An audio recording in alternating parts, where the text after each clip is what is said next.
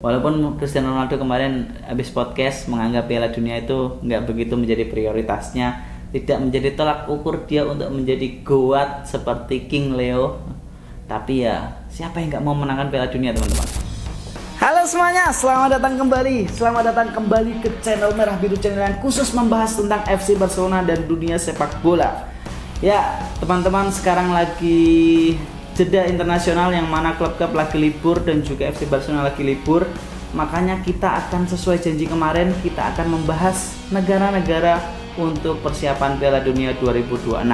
Nah, pembahasan kita kali ini adalah 5 kandidat terkuat yang akan memenangkan Piala Dunia 2026. Ini hanya prediksi ya, spoiler aja teman-teman, ini hanya prediksiku sendiri, objektivitas dari aku sendiri, yang mana ini aku melihat kekuatan dari pemain dan juga pelatihnya dan potensinya untuk mencapai final, kayak gitu teman-teman. Oke, langsung aja. Nomor 5 aku urut dari bawah, aku menaruh Portugal. Mohon maaf untuk pecinta Ronaldo dan juga timnas Portugal, aku taruh di nomor 5 karena ini Portugal ini aku ukur dari kekuatannya dulu ya, sangat kuat menurutku. Pemainnya sangat merata dan menurutku pengalamannya juga sangat luar biasa. Timnas Portugal itu diisi oleh pemain-pemain bintang, lalu diisi pemain-pemain yang berpengalaman. Ada pemain yang gabungan mix antara senior dan juga junior, dan juga ada faktor Ronaldo. Faktor Ronaldo ini penting sekali untuk mental teman-teman. Kalian boleh menganggap Ronaldo itu sebagai seorang yang sudah tua, nggak berguna, tapi mentalnya itu aku akuin Ronaldo one of the best kalau menurutku. Walaupun Cristiano Ronaldo kemarin habis podcast menganggap Piala Dunia itu nggak begitu menjadi prioritasnya, tidak menjadi tolak ukur dia untuk menjadi goat seperti King Leo. Tapi ya, siapa yang nggak mau menangkan Piala Dunia, teman-teman? Nah, itu pertama tadi aku bilang pemain senior dan juniornya oke, kedalaman skuadnya juga oke, pengalaman di kompetisi besar juga oke, mentalitasnya juga oke. Itu untuk kekuatan Portugal yang menurutku itu sangat-sangat bisa impactful di dalam turnamen nanti. Di tengahnya nih Portugal nggak kurang-kurang teman-teman. Ada Bernardo Silva, ada Vitinha finalis top 3 Ballon d'Or, dan juga Bruno Fernandes. Ini kan benar-benar mengerikan kreativitasnya ini tengah Portugal ini. Lalu di depannya ada Neto, ada Cristiano, non Piala Dunia Ronaldo, dan juga Leao. Nah, ini juga kedalaman skuadnya juga lumayan oke. Ada Joao Felix, ada Cancelo, terus ada siapa lagi, Ruben Neves, ada banyak lah. Menurut Portugal emang sangat-sangat layak diperhitungkan. 26 aku taruh Prancis, teman-teman. Prancis ini menurutku sekarang lagi formnya lagi turun, tapi jangan remehkan Prancis ketika di kejuaraan turnamen seperti ajang-ajang Piala Dunia seperti ini. Prancis menurutku adalah kekuatan one of the best country untuk turnamen-turnamen, apalagi memenangkan Piala Dunia 2026. Prancis depannya ada menurutku the best striker untuk saat ini menurutku, Kylian Mbappe, ini luar biasa. Kylian Mbappe, lalu ada Thuram juga lagi oke di Inter Milan, Nkunku, lalu Kolo Muani. Ini juga menurutku depannya Prancis ini lumayan ngeri-ngeri sedap. Lalu tengahnya ada Camavinga dan Tchouaméni, lalu Hernandez, Saliba di Arsenal, gila sih Saliba, Konate, dan juga Benjamin Pavard. Ini kan lumayan ngeri ya skuadnya Prancis ini, pemain talenta mudanya luar biasa. Lalu pengalamannya juga banyak di ajang turnamen seperti ini. Lalu banyak yang main di klub-klub top Eropa khususnya untuk Prancis ini. Lalu mix antara pemain senior dan juga pemain bintang mudanya juga balance menurutku. Untuk kedalaman skuadnya juga dalam, seperti itu untuk Prancis. Tapi untuk kelemahannya Prancis ini ketergantungan di Mbappe. Mungkin karena menurutku nggak ada striker yang lebih cocok daripada Mbappe di Prancis. Griezmann ya oke lah, tapi Mbappe tetap, menurutku Prancis kayak contoh kita ambil Piala Dunia tahun lalu, sangat-sangat ketergantungan pada Mbappe. Mbappe hat-trick di final Piala Dunia kemarin. Nah, itu untuk kelemahan Prancis. Lalu faktor cedera juga menurutku ini akan berpengaruh, karena sistem Piala Dunia tahun ini sangat-sangat berbeda. Ini ada 48 negara yang akan terlibat ikut serta dalam ajang bergengsi ini. Jadi menurutku knockout atau playoff-nya itu bisa mempengaruhi jalannya turnamen ini. Ada kejutan-kejutan, biasanya kan kalau kayak Liga Champions sekarang ada banyak sekali kejutan, tim-tim yang kita anggap sebelah mata remeh bisa menjadi batu sandungan untuk tim-tim besar seperti Prancis ini. Lalu untuk kandidat selanjutnya, ya ini adalah jagoanku untuk tahun ini Piala Dunia 2026, yaitu King Spanyol, La Roja.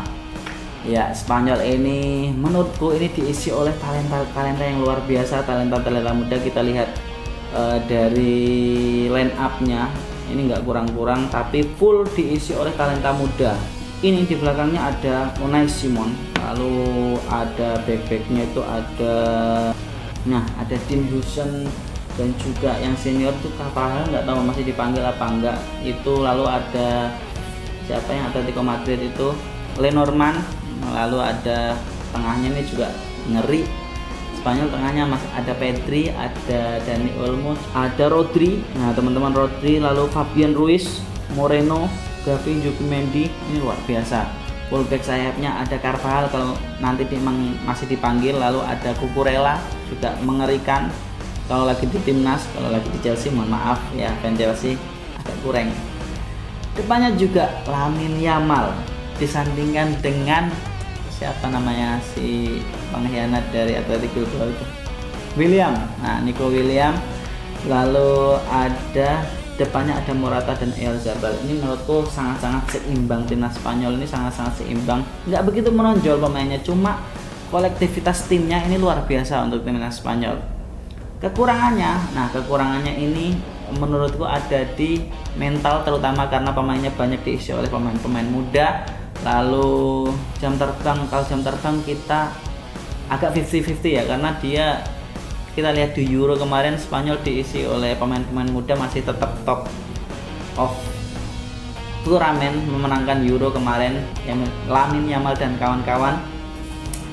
Lalu ya menurutku mental juga itu sangat-sangat berpengaruh, dan juga kepemimpinan. Menurutku kepemimpinan ini banyak, karena banyak pemain-pemain senior yang sudah meninggalkan. Pemain-pemain bekas Piala Dunia tahun kemarin tuh hampir sedikit yang masih dipertahankan di skuad saat ini. Jadi kepemimpinan itu masih menjadi momok untuk timnas Spanyol, dan juga perseteruan antara Madrid dan Barca. Ini Spanyol kalau nggak cepat-cepat mencari solusi tengah untuk kedua tim ini, karena persaingan tim ini lucunya masih dibawa ke timnas. Kalau dulu zamannya Ramos dan juga Pique kan sudah mereda, kalau sudah di timnas sudah jadi tim kolektif. Kalau ini sekarang kayaknya masih ada perpecahan. Kemarin Lamine Yamal habis berurusan dengan Carvajal dan juga yang lainnya. Ini menurutku harus segera diselesaikan kalau timnas Spanyol ingin melaju lebih jauh di Piala Dunia. Lalu kita beranjak untuk posisi yang kedua. Nah, ini aku taruh agak sedikit berbeda. Mungkin kalian anggap ini enteng, tapi timnas Inggris, teman-teman. Timnas Inggris ini jangan dianggap enteng, teman-teman, karena sepak bola Inggris itu lagi naik, dan juga banyak pemain-pemain Inggris tuh yang lagi naik daun. Timnas Inggris lumayan oke menurutku. Pickford sebagai kiper, Maguire dan Stone. Ini juga Maguire lagi lumayan menjadi sentral di Manchester United untuk saat ini. Shaw dan juga Walker ini masih oke lah, walaupun udah tua tapi masih oke. Henderson, Rice, Bellingham untuk tengah ini juga oke. Foden, Kane dan Saka. Sekarang ini dilatih oleh Tuchel. Ya, sekarang itu dilatih oleh Tuchel timnas Inggris. Jadi menurutku timnas Inggris ini menjadi favorit kuda hitam lah, tapi aku taruh nomor 2 karena aku agak ngeri-ngeri sedap dengan permainan dan juga taktik yang belum pernah kita lihat dari Tuchel, teman-teman, ini untuk timnas Inggris. Untuk kelemahan dan kekurangan, ya pasti kelemahannya timnas Inggris itu ya performanya naik turun. Ini benar-benar orang-orang IPL ini khususnya ini benar-benar kurang stabil menurutku ya. Menurutku kurang stabil. Kadang kalau dia oke, main oke banget, kadang kalau dia flop banget.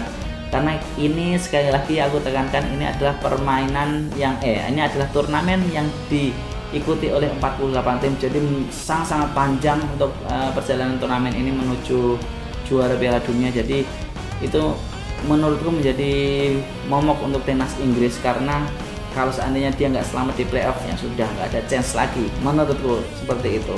Karena masih ya timnas Inggris nih agak goyah kalau di playoff. Kalau lurus, kalau hasilnya mulus terus sampai itu, kayaknya timnas Inggris menjadi kekuatan yang sangat satu dari semua yang patut diperhitungkan.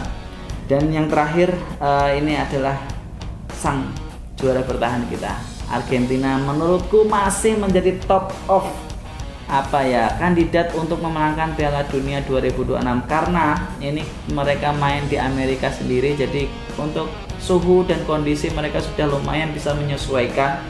Lalu pemain juga lumayan kolektif.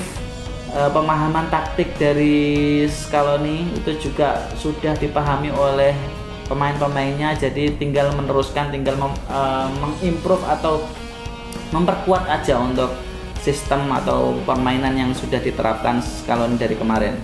Lalu adanya senior dan juga junior ini, tapi lumayan banyak diisi oleh pemain-pemain junior sekarang. Tapi kehadiran Lionel Messi, faktor Lionel Messi ini menurutku sangat-sangat impactful, teman-teman. Lionel Messi sekarang usianya sudah tua, tapi impactnya di lapangan itu benar-benar nggak beda jauh dengan dia 10 atau 20 tahun yang lalu. Impactnya loh ya, impactnya bukan skill atau apanya. Dia sekarang main sudah pakai otak, nggak lagi fisiknya, karena fisiknya sudah menua. Menurutku Argentina ini tetap menjadi salah satu kandidat terkuat untuk memenangkan Piala Dunia. Lalu untuk kelemahannya Argentina sendiri adalah tekanan. Menurutku tekanan karena dia menyandang gelar juara bertahan dan harus menjaga itu. Makanya tekanan itu dari publik sangat-sangat besar, dan itu kalau mereka lolos dan mempunyai mental yang kuat, aku yakin Argentina masih the best untuk kandidat menjuarai Piala Dunia tahun ini. Dan fase grup yang sangat, kita lihat Argentina di fase grup ini nggak ada menemui hambatan atau semuanya mulus. Di fase grup ini kayaknya Argentina emang masih di top tier untuk memenangkan Piala Dunia ini. Lalu aku juga menakutkan kelemahan Argentina selanjutnya adalah kalau ada yang cedera, karena ini kan turnamen ini lumayan masih panjang ya, lumayan panjang lah karena diikuti oleh banyak negara. Jadi faktor cedera di tengah pertandingan, di tengah turnamen nanti akan menentukan jalannya Argentina, atau apakah lebih jauh atau lebih dekat lagi. Seperti itu, teman-teman. Ya, mungkin ini video terpanjang yang pernah aku buat ini karena kita membahas 5 kandidat terkuat untuk memenangkan Piala Dunia. Tapi aku pastiin 5 tim ini, kalian kalau mau taruhan kalian pasang ini boleh lah kalau kalian setuju dengan aku. Jadi seperti itu, teman-teman. Untuk yang lain mohon maaf, untuk Jerman, Brasil dan kawan-kawan nggak aku sertakan karena aku melihat masih banyak kekurangan di dalam negara itu yang masih meragukanku untuk menjadikannya kandidat terkuat untuk menangkan Piala Dunia. Oke, teman-teman, cukup sekian karena video ini terlalu panjang. Jadi kalian tulis di kolom komentar, menurut kalian siapa negara mana yang akan menjadi kandidat terkuat untuk memenangkan Piala Dunia tahun 2026 ini. Silahkan tulis di kolom komentar, kita berdiskusi secara sehat. Nanti insya Allah aku akan balesin satu-satu. Dan kalau sempat aku react buat TikTok juga lumayan. Oke, mari kita berdiskusi. Lalu jangan lupa like, comment, dan share. Subscribe juga, teman-teman. Bantu kreator kecil ini untuk bertumbuh. Oke, see you in next video. Bye-bye. Visca Barca.